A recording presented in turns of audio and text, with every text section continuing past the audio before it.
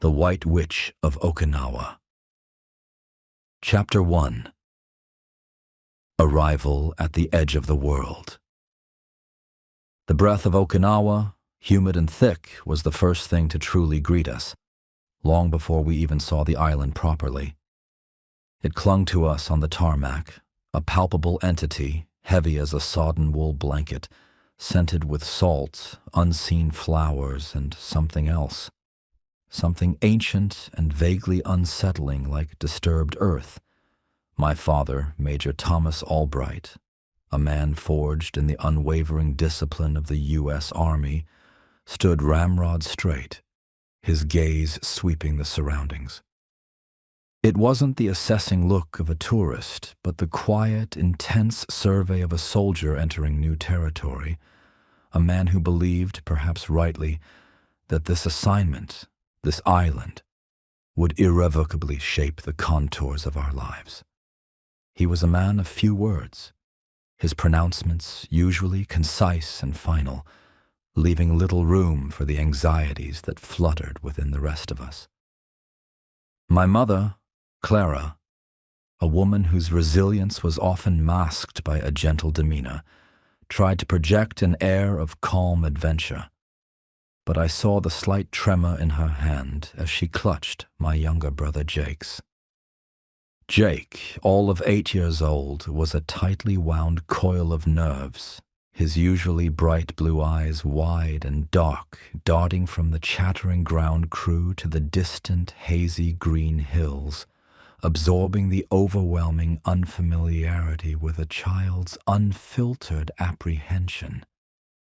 He was already pale, the oppressive heat doing little to add color to his cheeks.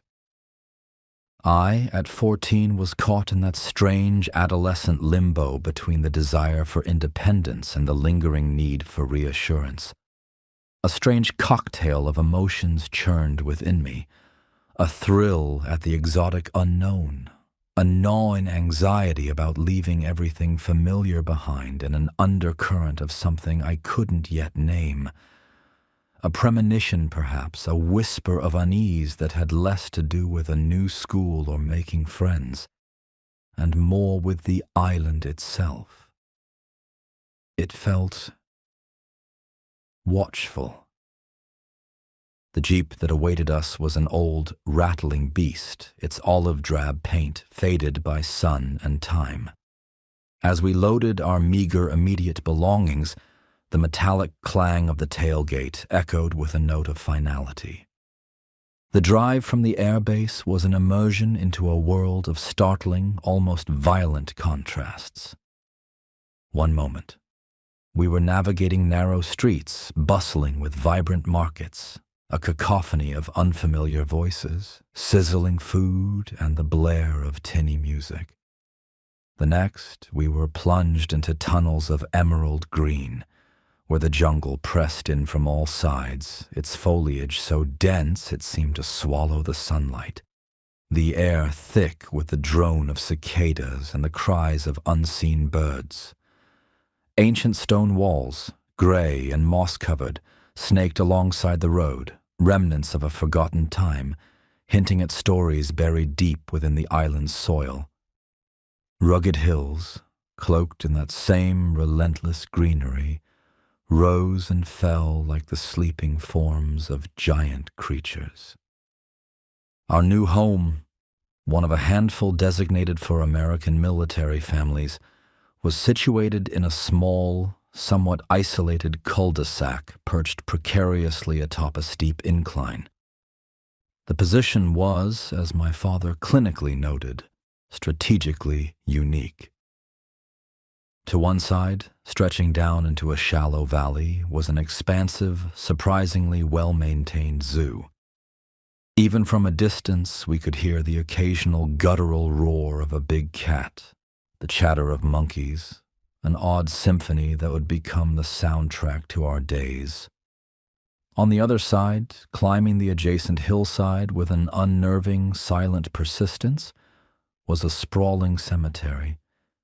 It wasn't the neat, lawned expanse of American graveyards, but a dense collection of Okinawan tombs, the distinctive kamekobaka, or turtleback tombs, their large rounded humps resembling the carapaces of colossal stone turtles, interspersed with more modern, though equally imposing, concrete structures. They seemed to press against the very edge of our small cluster of houses. The neighborhood itself, at least during the stark light of day, possessed a quiet, almost unnaturally serene quality. Modest, tile-roofed houses, some clearly older and built in a more traditional Okinawan style, others more modern and box-like, were framed by meticulously tended gardens. These gardens, however, were not the prim flower beds I was used to.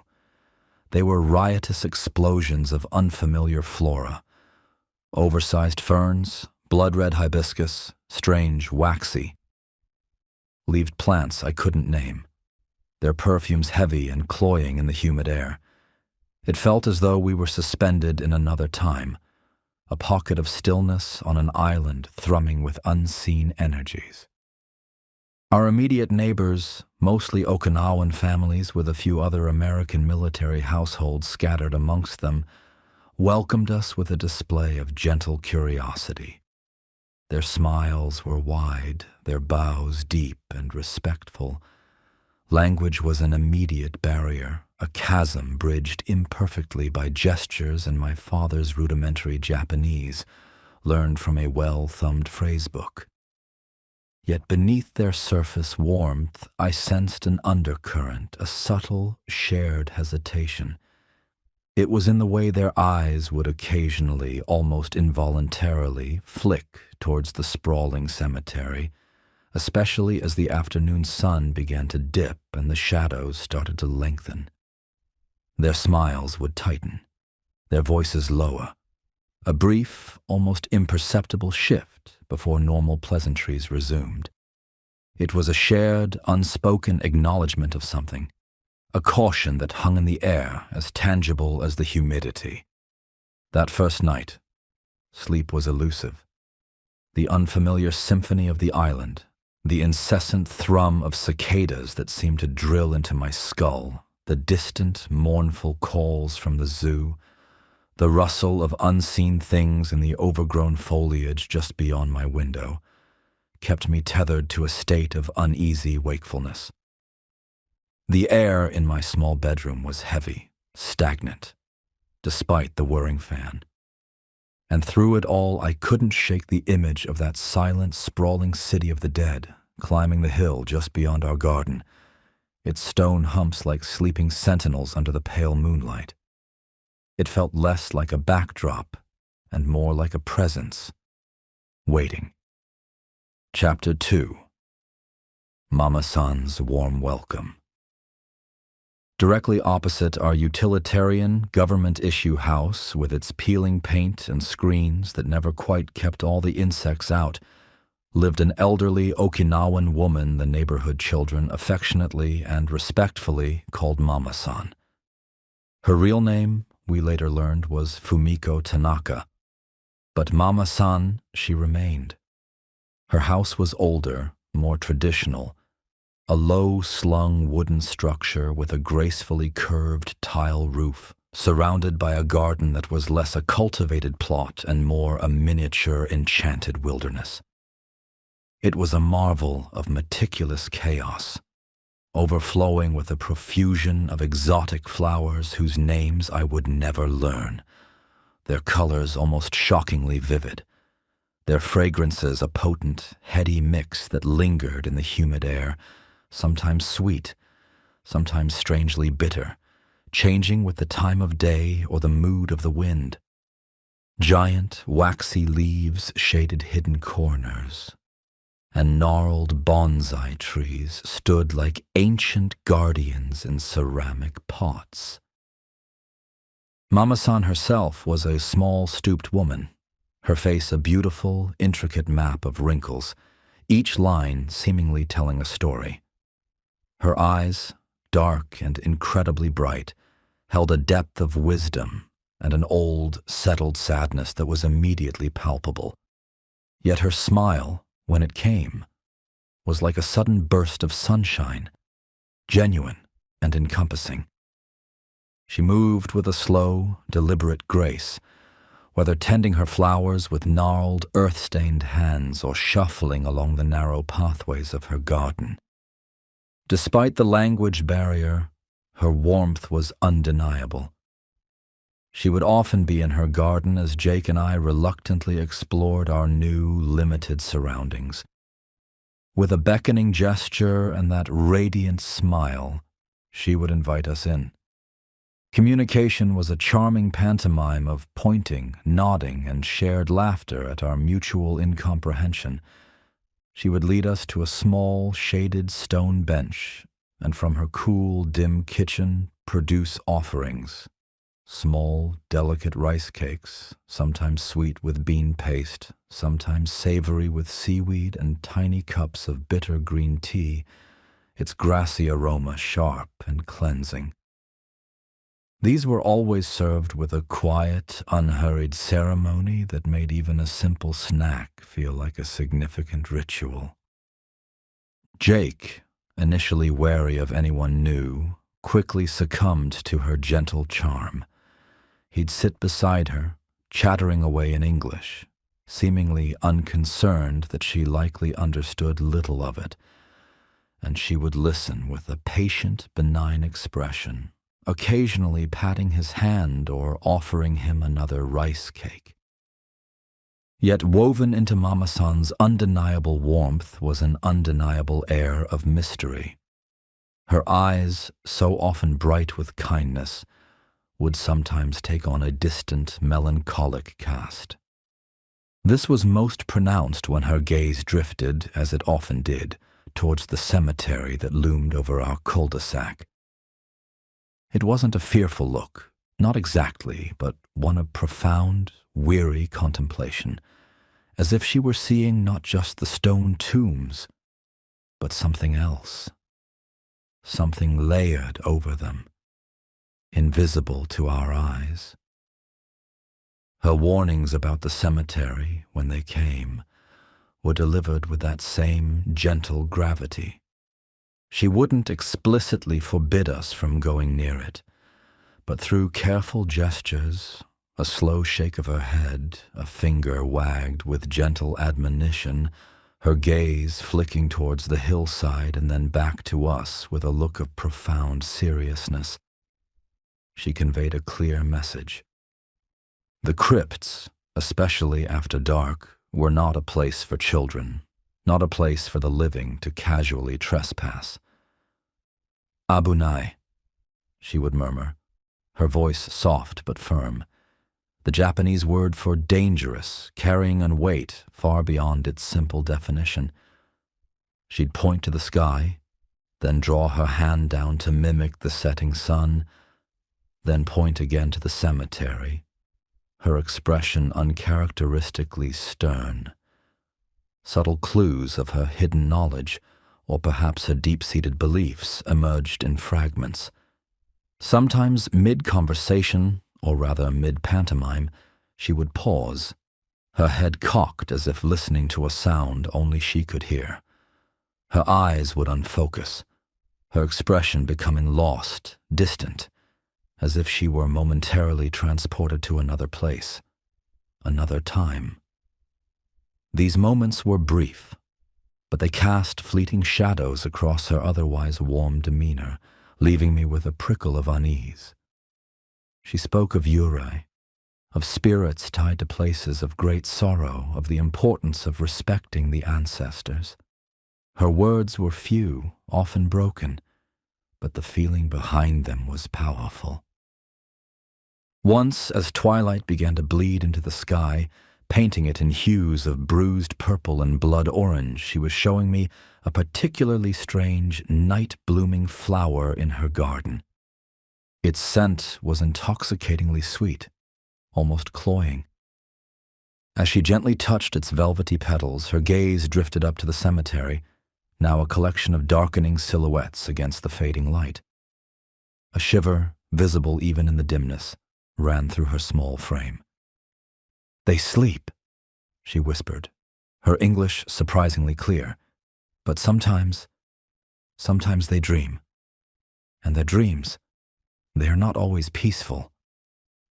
She looked at me then, her dark eyes seeming to pierce through me. Best not to disturb the dreamers, eh? Her garden, for all its beauty, began to feel less like a simple oasis and more like a carefully maintained boundary, a fragrant buffer zone between our world and the silent, watchful one on the hill. And Mama-san, for all her kindness, felt like its gatekeeper, a woman who knew the secrets of the threshold. Chapter 3. Shadows in the Crypts. The Okinawan cemetery, with its rows of kamekobaka tombs resembling the backs of colossal, slumbering turtles, and its more modern, yet equally imposing concrete mausoleums, exerted an irresistible, almost magnetic pull on the children of our small, isolated neighborhood. It wasn't born of morbid curiosity, not initially, but of a daredevil bravado, a need to conquer the unknown that lay so tantalizingly close. For Jake and me, transplanted from the neat suburban landscapes of our previous posting, it was an alien, fascinating, and undeniably forbidden territory. The warnings from our parents, vague and somewhat dismissive, "Just stay away from there, it's not a playground," and the more nuanced, solemn cautions from Mama-san only served to heighten its allure. The other children, a mix of American military brats like ourselves and local Okinawan kids, had already established a pecking order of courage when it came to cemetery expeditions. The older ones spoke in hushed, boastful tones of navigating its labyrinthine paths, of touching the cold stone of the oldest tombs, of leaving offerings of pilfered candy or shiny pebbles. It wasn't long before Jake, egged on by a freckle-faced boy named Billy, whose father was in the Air Force, and I, feeling the pressure to appear unafraid, found ourselves caught up in their daring games.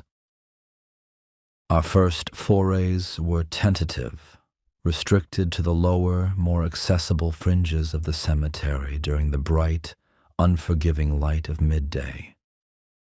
The descent from the road involved scrambling down a steep, eroded bank, then navigating ancient stone steps, cracked, uneven, and largely overgrown with tenacious weeds and slick moss.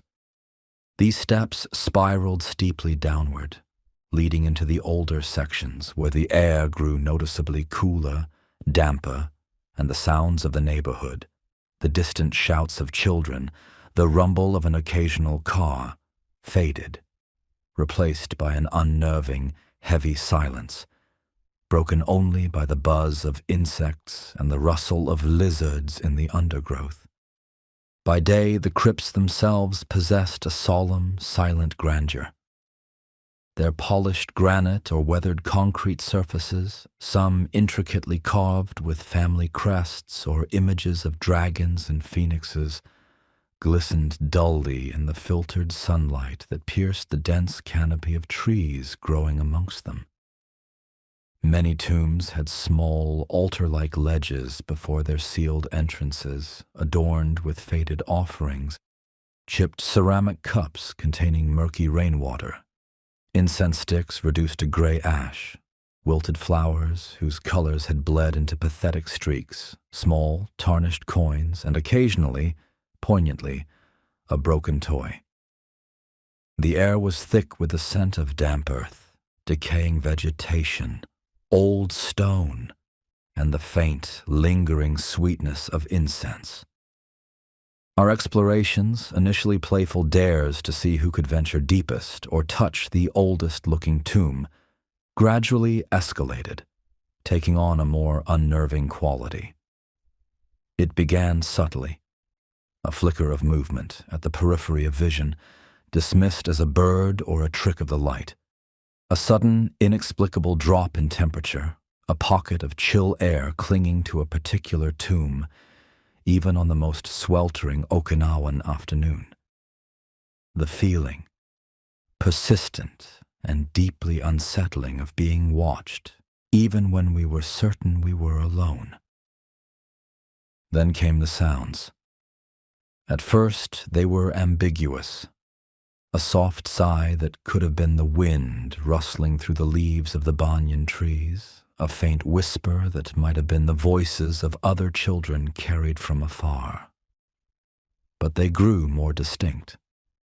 Jake, always more sensitive, more attuned to the unseen, was the first to report hearing his name called, a soft, drawn-out ja'ake that seemed to emanate from the shadowed entrance of a particularly large, imposing kamekobaka. He'd dismiss it, pale-faced, as his imagination, but the incidents grew more frequent. We began noticing other odd phenomena. Offerings we hadn't left would appear on tombs we'd visited the day before. A single perfect white orchid, a small, intricately folded paper crane. Sometimes objects we had left. A shiny conch shell, a brightly colored marble, would be gone.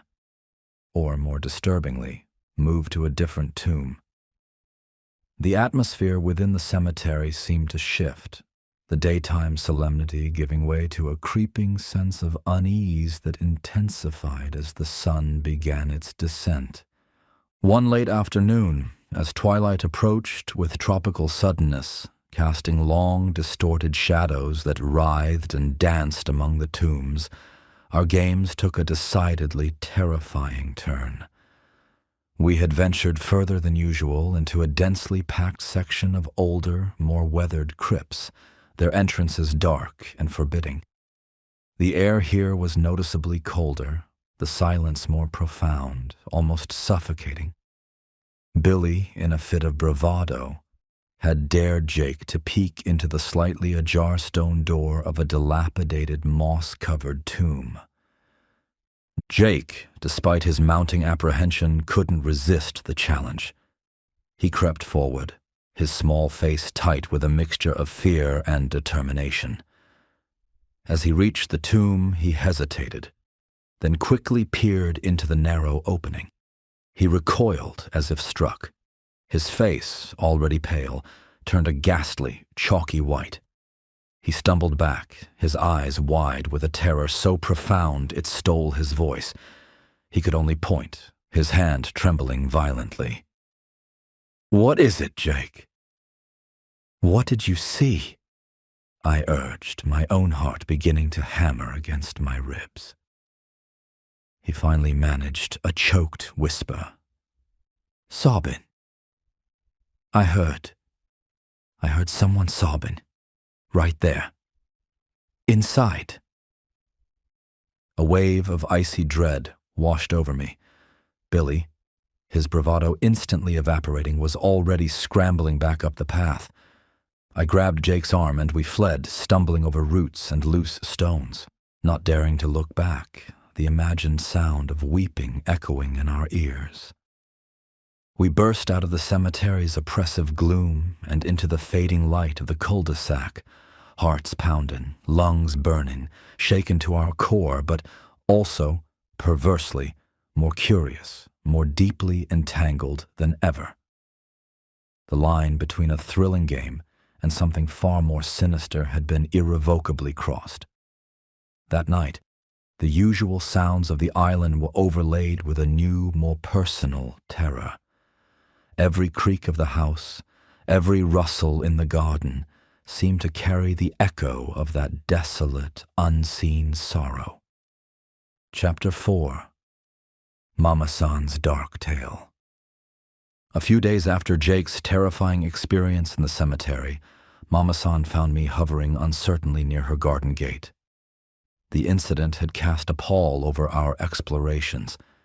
Even Billy and the other children seemed less inclined to venture near the crypts, their bravado replaced by a subdued wariness.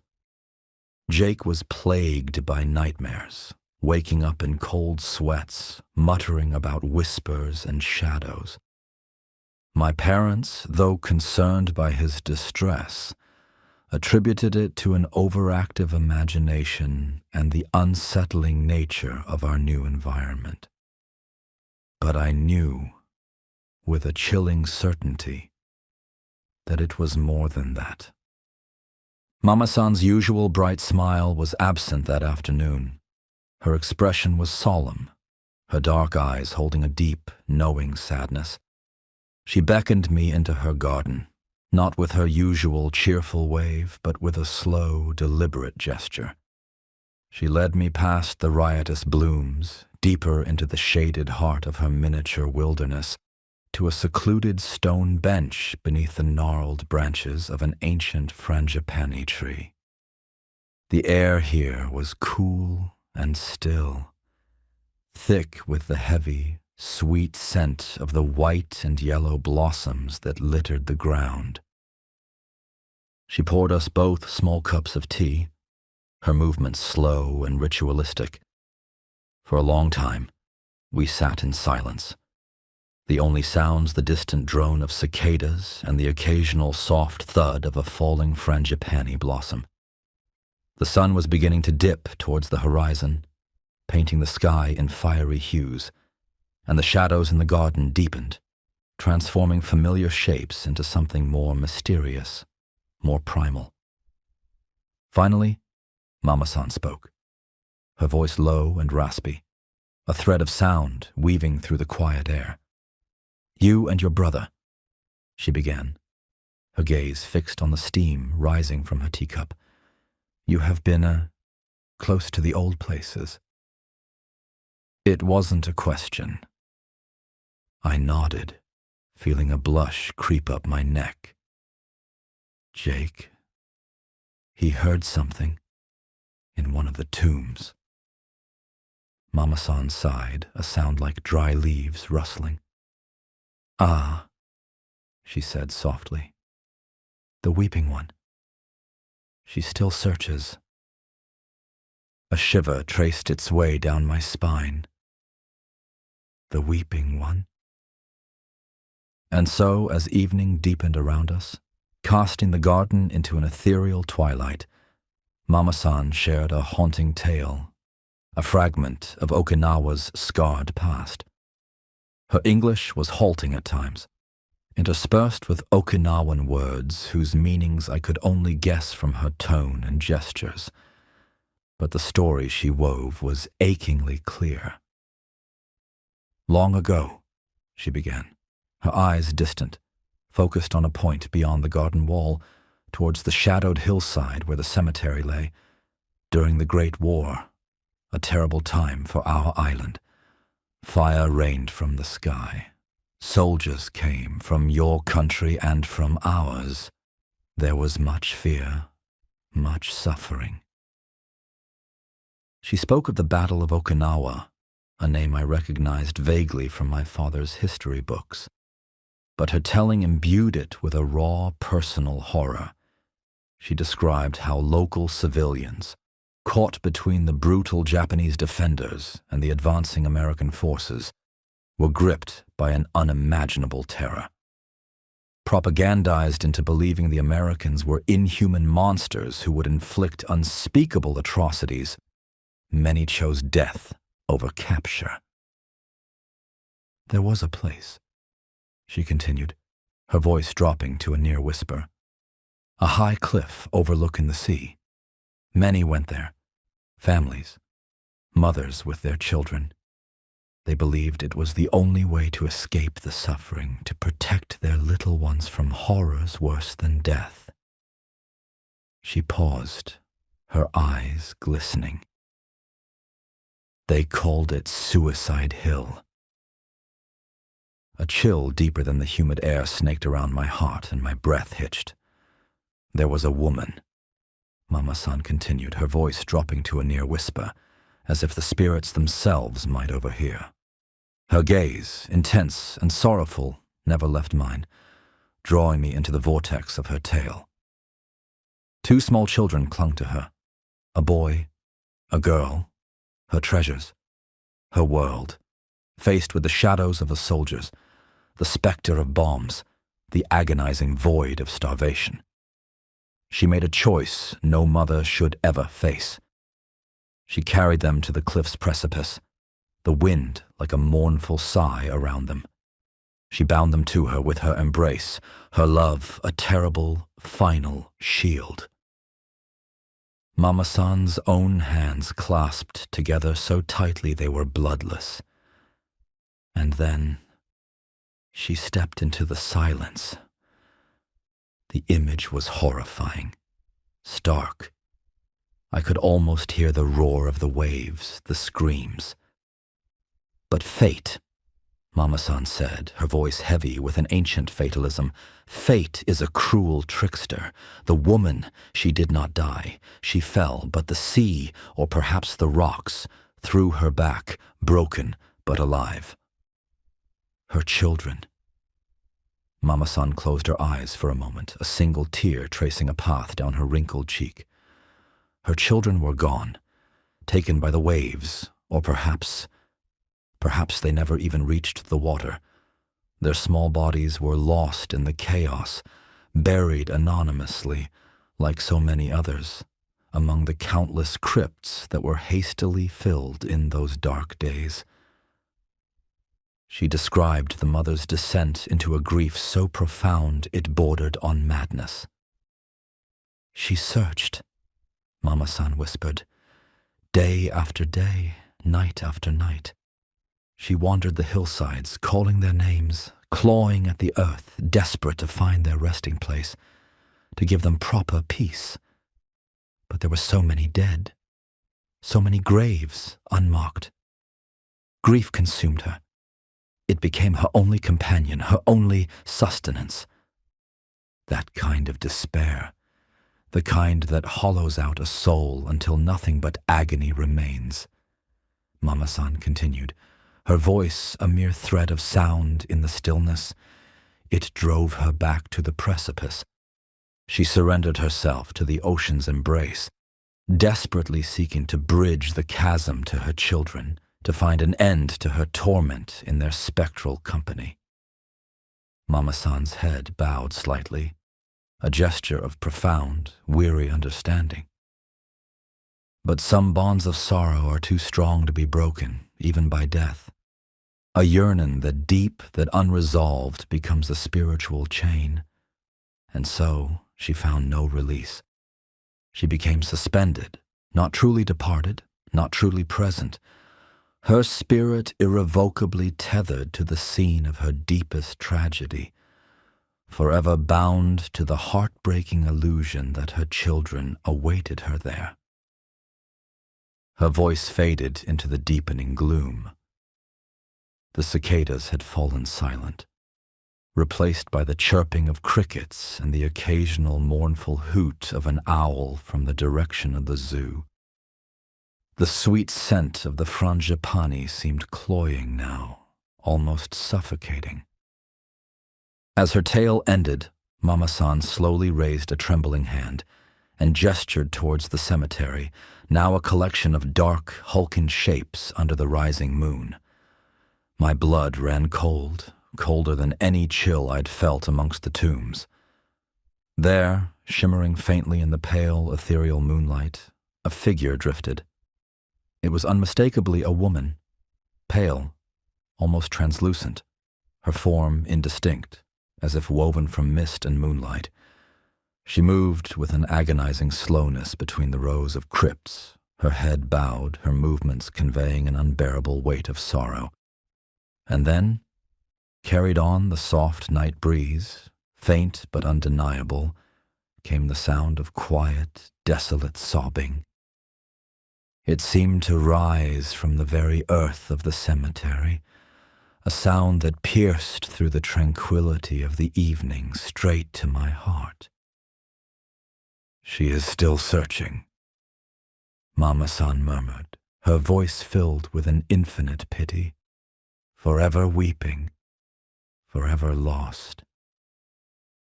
I stared, mesmerized and terrified at the spectral figure.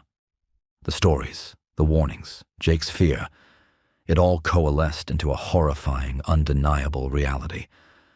The cemetery was not just a collection of old stones. It was a place of profound, lingering sorrow, haunted by a grief that time could not erase.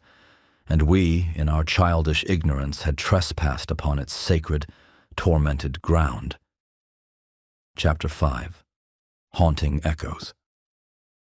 Mama-san's story and the chilling apparition we had witnessed from her garden irrevocably altered our perception of the world around us. The island, once merely unfamiliar and exotic, now felt imbued with a deep, sorrowful magic, its beauty underscored by an ancient, unhealed wound.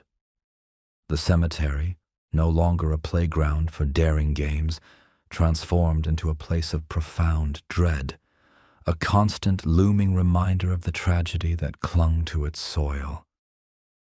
Our nightly experiences, previously dismissed as tricks of the imagination or the settling of an old house, intensified, taking on a more focused, more personal quality.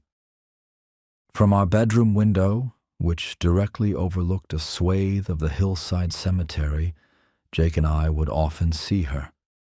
The spectral figure, the weeping woman, moving with that same agonizing, aimless slowness among the tombs. Her pale form, sometimes sharply defined in the stark moonlight, other times frustratingly indistinct, a mere shimmer in the darkness, was a constant, silent accusation. She never looked towards our house, never seemed to acknowledge our presence, yet her sorrow felt like a heavy blanket smothering our home. The whispers and faint cries, once confined to the cemetery, began to seep into our house. They were never clear, never formed into discernible words, but they were undeniably there. Soft, mournful sighs that seemed to drift through the hallways, a faint, high-pitched keening that would well up from an empty room, the sound of soft, almost inaudible weeping that seemed to emanate from the very walls. Jake, whose room was closer to the cemetery side, bore the brunt of it. He started sleeping with his pillow over his head, his small body rigid with fear, his nights punctuated by whimpers and troubled dreams. My parents, initially skeptical, began to show signs of unease. My mother would pause mid-sentence, her head tilted, a frown creasing her brow. "Did you hear that?" she'd ask, only to shake her head and dismiss it as the wind or the house settling. But her reassurances sounded increasingly hollow, even to her own ears. My father, the stoic military man, grew quieter, his brow perpetually furrowed. I'd find him staring out at the cemetery late at night, a tumbler of bourbon in his hand, his expression unreadable but undeniably troubled. The unspoken tension in the house became almost unbearable, a fifth unwelcome inhabitant. Night after night, the encounters escalated, growing bolder, more intrusive. Shadows, darker than the natural gloom, would dance at the edges of our vision, fleeting amorphous shapes that darted across walls or pooled in corners, only to vanish when directly observed. Cold breezes, not the refreshing drafts of an open window, but pockets of icy air, would brush past us in closed rooms, raising gooseflesh on our arms and sending shivers down our spines. These were often accompanied by a faint, almost imperceptible scent, sometimes of damp earth and decay, like an open grave, other times, more strangely, of salt water and dying flowers. Objects, small and insignificant at first, began to subtly shift locations without explanation. A book left on a bedside table would be found on the floor, open to a random page. Keys left on the kitchen counter would appear on the mantelpiece. A small porcelain doll my mother kept on her dresser was found one morning lying face down, its tiny hands covering its eyes. These disturbances were never dramatic, never overtly threatening, but their cumulative effect was profoundly unsettling. They chipped away at our sense of normalcy, our belief in a rational, predictable world. It was a creeping invasion, a subtle erosion of sanity. The house itself seemed to change. It felt colder, darker, imbued with a sense of melancholy that mirrored the sorrow on the hillside. The air grew heavy, oppressive, making it difficult to breathe, to think clearly. Sleep became a battlefield, a nightly struggle against a pervasive sense of dread and the constant barrage of subtle, unnerving phenomena. We were all perpetually tired, irritable, our nerves frayed raw. The once vibrant colors of Okinawa seemed muted, seen through a haze of fear and exhaustion. One evening, as we sat down for a tense, mostly silent dinner, a small, framed photograph of Jake and me, taken before our move to Okinawa, suddenly slid from the sideboard and shattered on the wooden floor. The sound of breaking glass in the strained silence was deafening. My mother gasped, her hand flying to her mouth. Jake burst into tears. My father, his face grim, simply picked up the pieces, his jaw tight. No one spoke of it.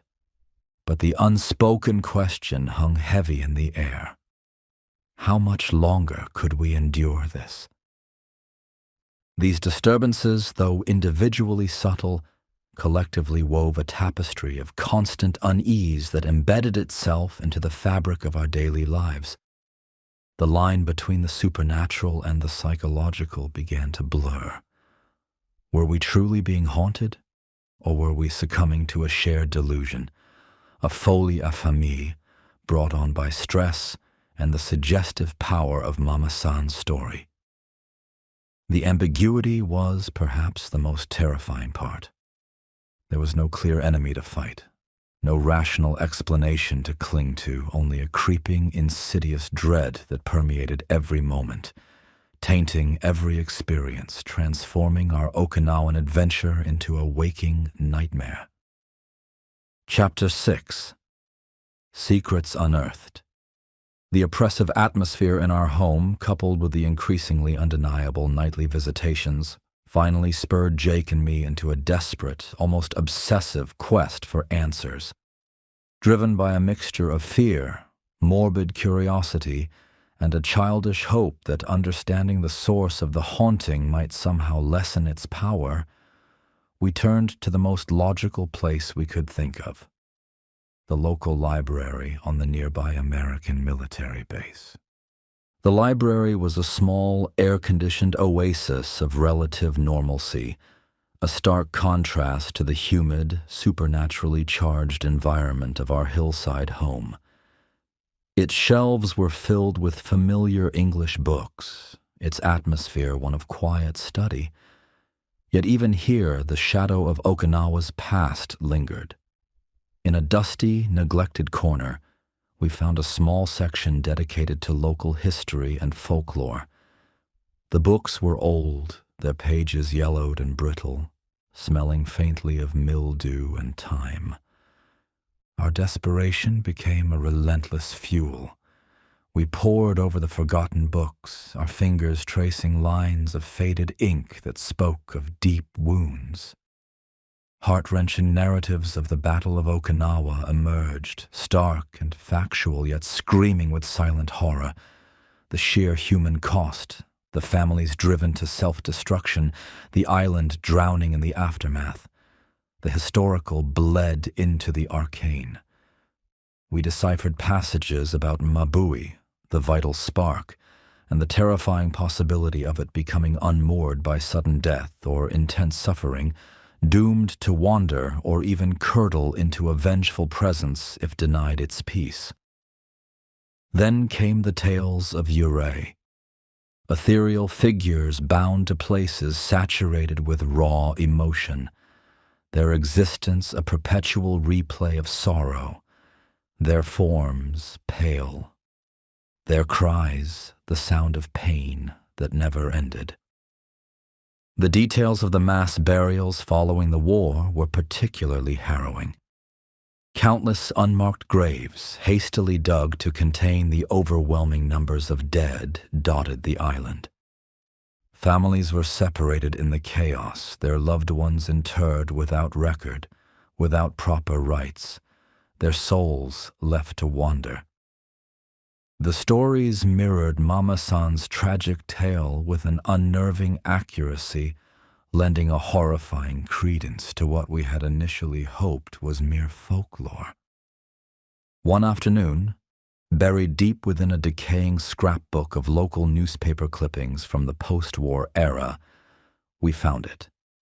A faded, grainy photograph accompanying an article about efforts to identify and reinter war dead. The picture depicted a group of somber Okinawan villagers standing before a recently excavated mass grave. The faces of the living were blurred with grief and exhaustion, but it was what lay behind them, almost lost in the poor quality of the print, that made my breath catch in my throat, and Jake let out a small, involuntary gasp. There, partially obscured by a banyan tree, stood a ghostly, indistinct figure. It was undeniably female, her form pale and translucent, her head bowed in an attitude of profound sorrow. Though the details were murky, the shape, the posture, the sheer aura of desolation were identical to the nightly visitor we witnessed in the cemetery, the weeping woman from Mama-san's tale. My hands trembled as I stared at the image. It was irrefutable proof, a chilling validation of our experiences. The spirit wasn't just a figment of our imagination or a local legend. She was real, her sorrow captured, however faintly, by the camera's lens decades ago. Our research extended beyond the library. Timidly at first, then with growing urgency, we began to speak to some of the older Okinawan locals who worked on the base or lived in the periphery of our neighborhood. The groundskeeper who tended the small park, the elderly woman who ran the tiny noodle shop just outside the gates.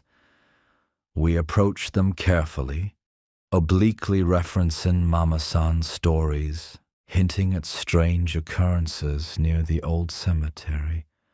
Their reactions were telling. Some would fall silent, their faces closing off, a polite but firm refusal to engage. Others would offer nervous smiles, muttering about old superstitions, their eyes darting away, refusing to meet ours. But a few, after much gentle probing, would lean in, their voices dropping to hushed, conspiratorial whispers. They spoke of the woman of the tombs, the crying ghost of Suicide Hill, their words painting a picture consistent with Mama-san's narrative and our own terrifying encounters.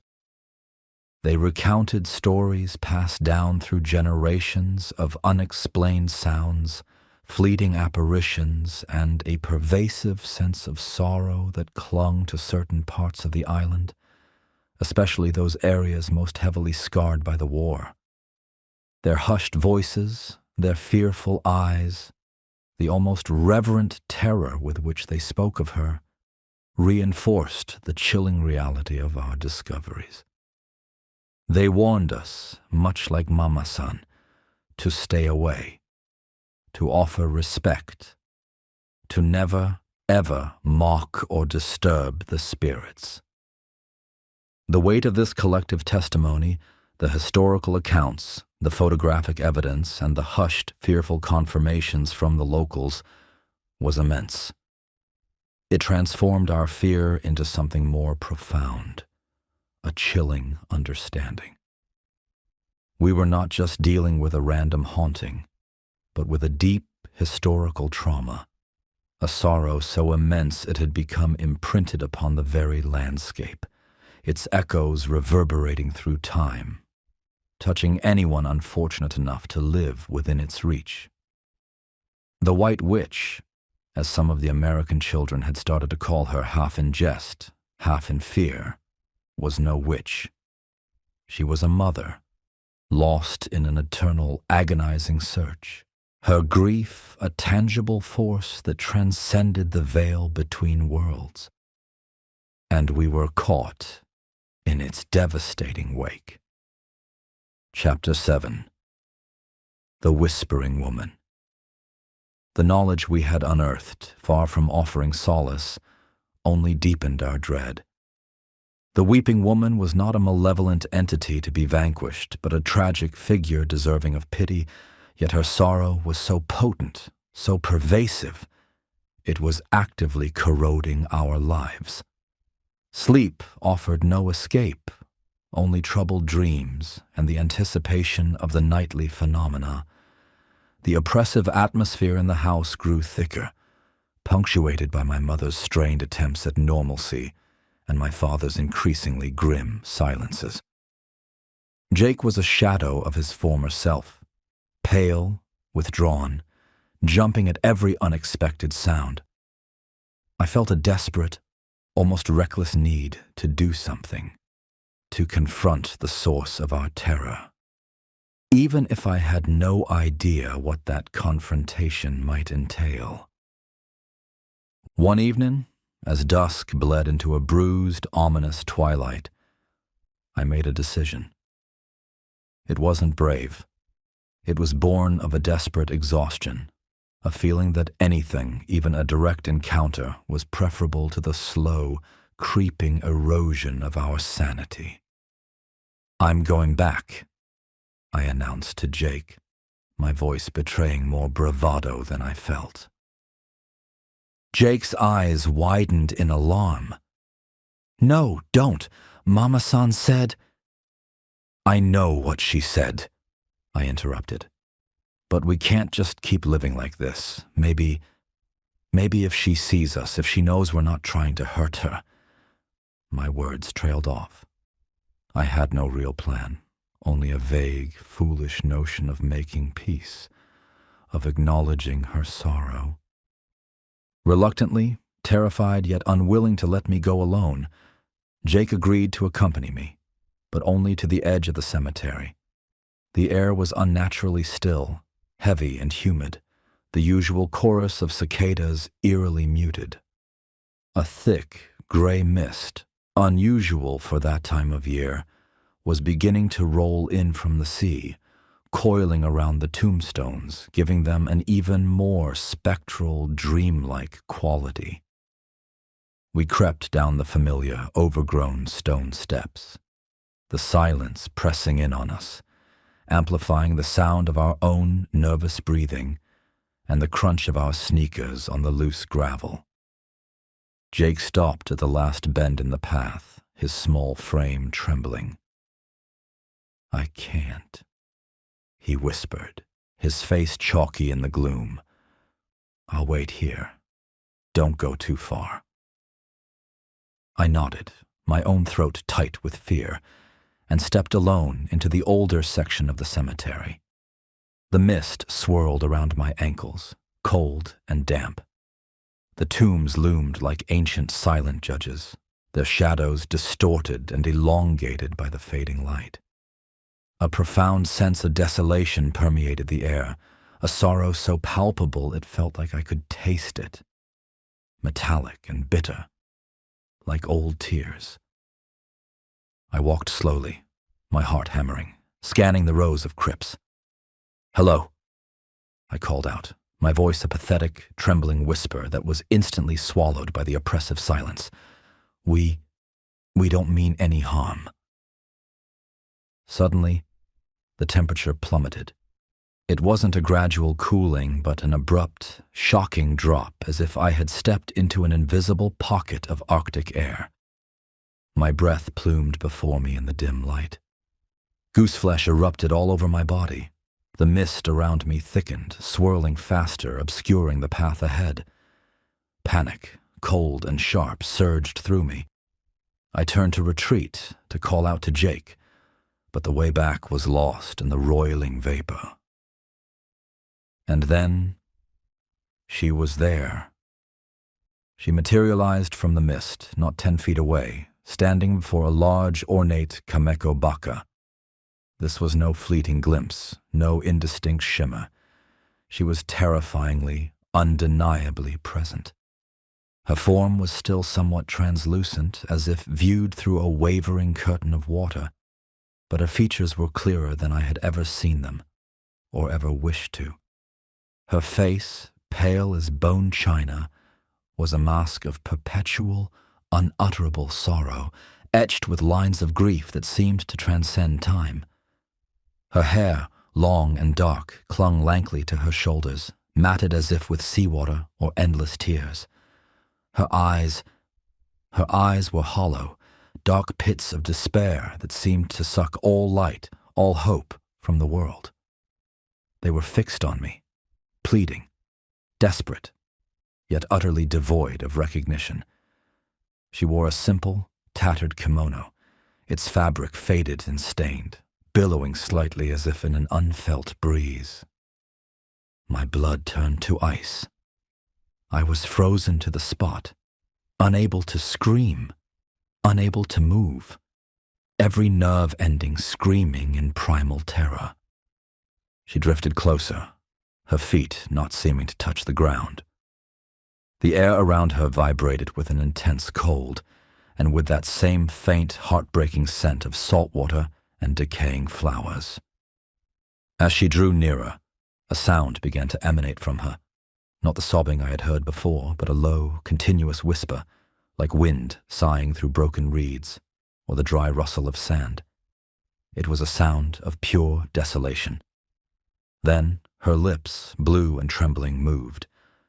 Her whisper, no longer an undifferentiated sound, but words, chillingly clear, echoed directly into my mind rather than my ears, as if she were speaking from within my own skull. Watashi no kodomotachi, doko desu ka? The Japanese words, though unfamiliar, resonated with an instantly understandable, soul-crushing anguish. My children, where are they? Her hollow eyes bored into me, searching, pleading. The sheer weight of her sorrow was crushing, unbearable. I felt a hysterical urge to weep, to apologize, to somehow offer comfort to this eternally tormented soul, but I was paralyzed by a terror so profound it threatened to shatter my sanity. Then, just as suddenly as she had appeared, she began to fade, her form becoming more translucent, her anguished whisper receding, until she was nothing more than a shimmering distortion in the mist, and then gone. The oppressive cold lifted slightly, though the bone-chilling dread remained. Shaking violently, I stumbled back the way I thought I had come, disoriented and terrified. I found Jake huddled at the bend in the path, his face buried in his hands, rocking back and forth. He was muttering incoherently, his body racked with tremors. Jake, what's wrong?" I cried, grabbing his shoulder.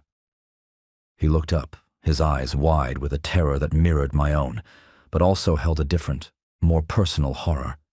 He was pale as death, his lips trembling. She touched me," he whispered, his voice hoarse, barely audible. "She came right up behind me. I felt her cold hand on my neck." He shuddered violently, and she whispered right in my ear. His gaze was distant, haunted. She asked me if I had seen them. The mist was beginning to dissipate, but the chill lingered, not just in the air, but deep within our bones, a cold that I knew would never truly leave us. We had sought a confrontation, and we had found one. An encounter that had seared itself into our souls, leaving us marked by a sorrow not our own, and a fear that was now an indelible part of who we were. Chapter 8. Mama-san's Regret. The aftermath of our encounter in the cemetery was devastating. Jake was inconsolable, refusing to sleep alone, plagued by vivid nightmares where a cold hand reached for him out of the darkness, where whispers echoed in his ears asking for lost children. He developed a low-grade fever and a persistent, nervous tremor. I was no better, haunted by the image of the weeping woman's hollow eyes, her desperate, silent plea. The house felt more oppressive than ever, the air thick with an unspoken shared terror. My parents, witnessing Jake's deteriorating state and my own pale, haunted demeanor, were finally forced to confront the reality that something was terribly, supernaturally wrong. In desperation, my mother, her usual composure shattered, went to Mama-san. I accompanied her, partly to offer support, partly because I felt an inexplicable, urgent need to understand more, to find some way to alleviate the torment that had ensnared us. We found Mama-san in her garden, tending her flowers with a somber, meditative air. The usual vibrant colors of her blooms seemed muted, their fragrances less intoxicating, more funereal.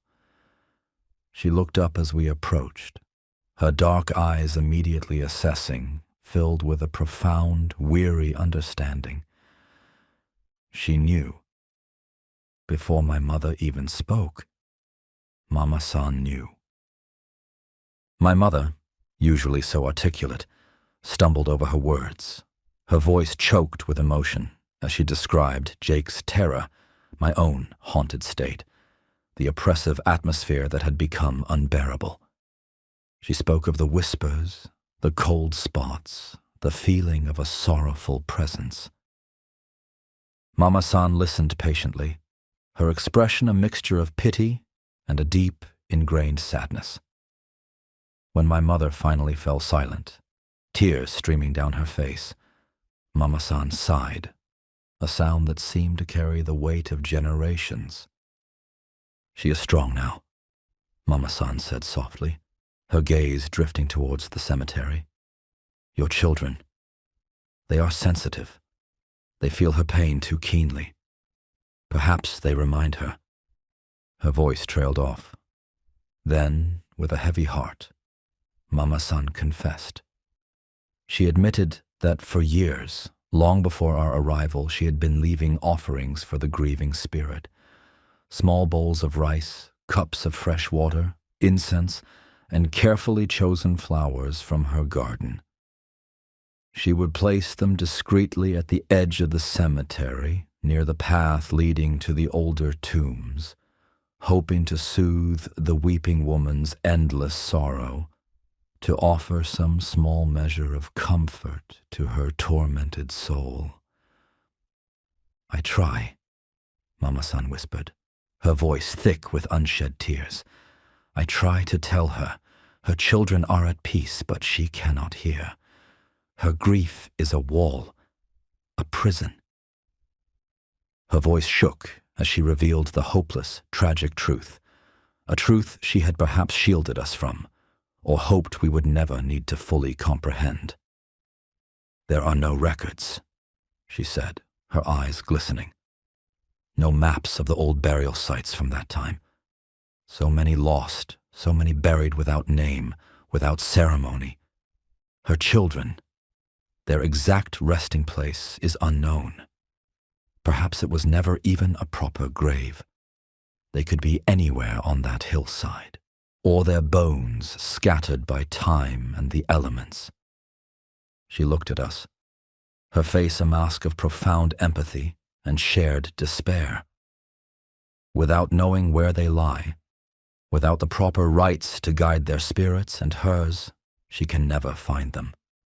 She is doomed to search, to weep. Eternal unrest, that is her fate. Mama-san's heartbreak mirrored our own burgeoning, horrified empathy. Her confession, her quiet acts of compassion over the years intertwined our lives even more deeply with this sorrowful history, this island's unhealed wound. We were no longer just unwilling observers of a local tragedy. We were participants, however inadvertently, in its ongoing, painful narrative.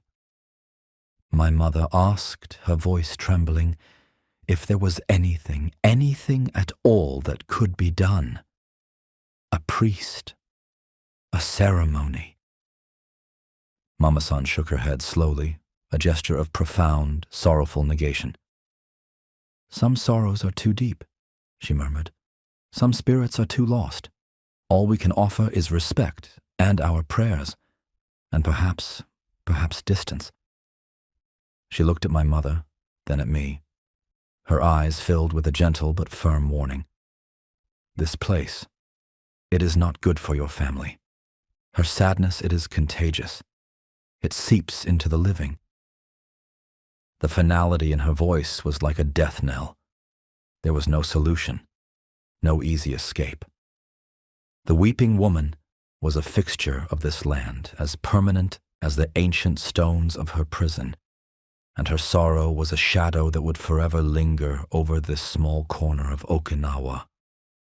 Mama-san's regret was not just for the spirit, but for us, for the innocence we had lost, for the fear that had taken root in our hearts, a fear that we would carry with us long after we left this beautiful haunted island.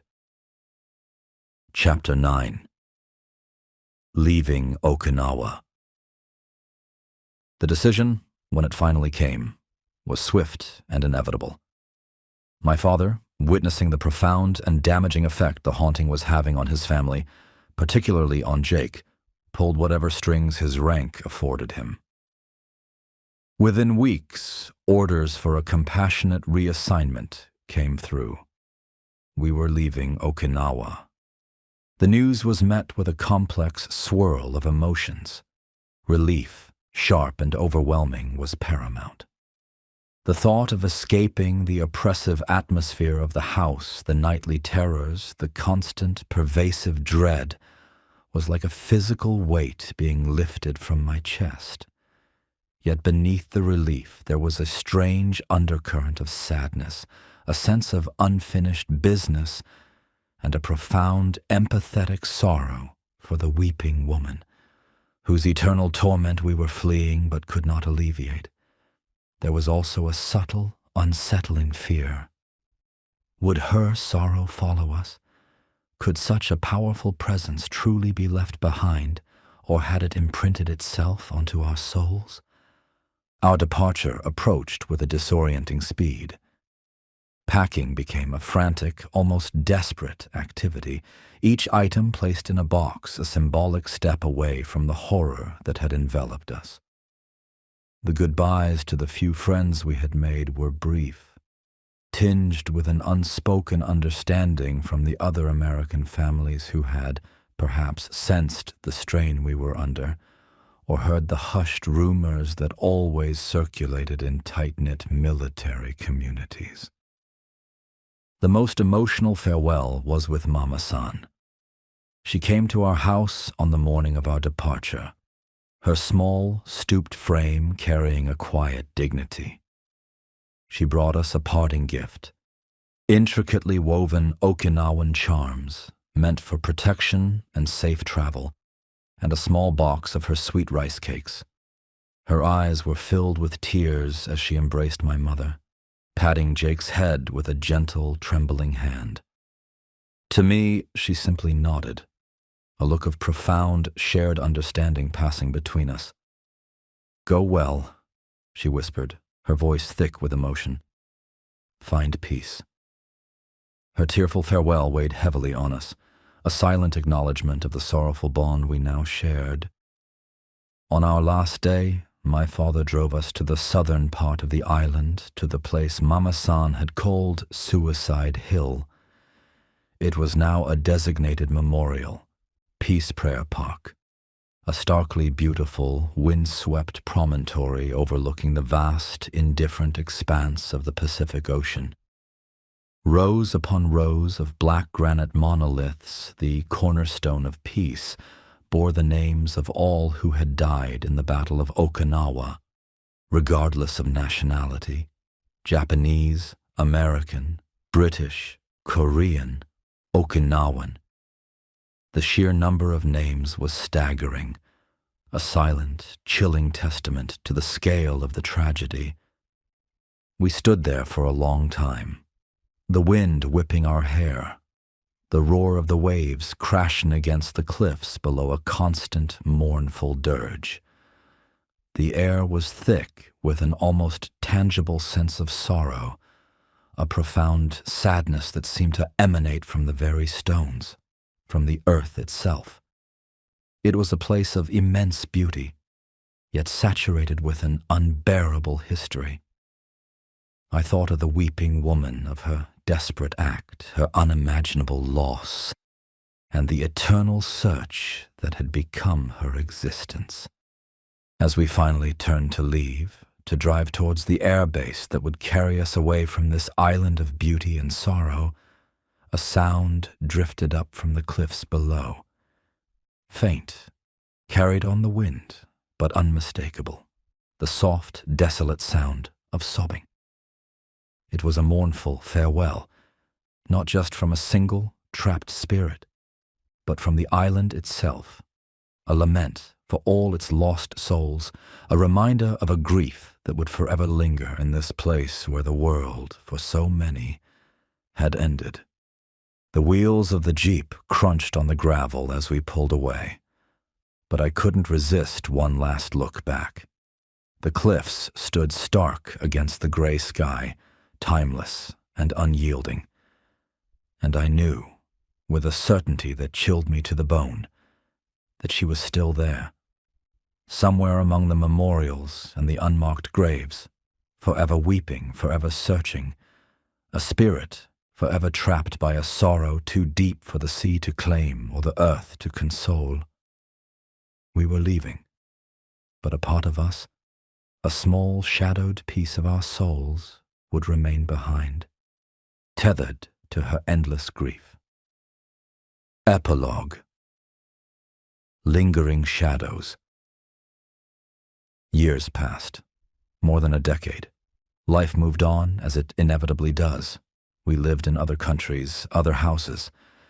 Jake grew into a quiet, introspective young man, the shadows of his Okinawan childhood rarely spoken of, but subtly present in the guardedness of his eyes, his aversion to ghost stories, his preference for brightly lit rooms.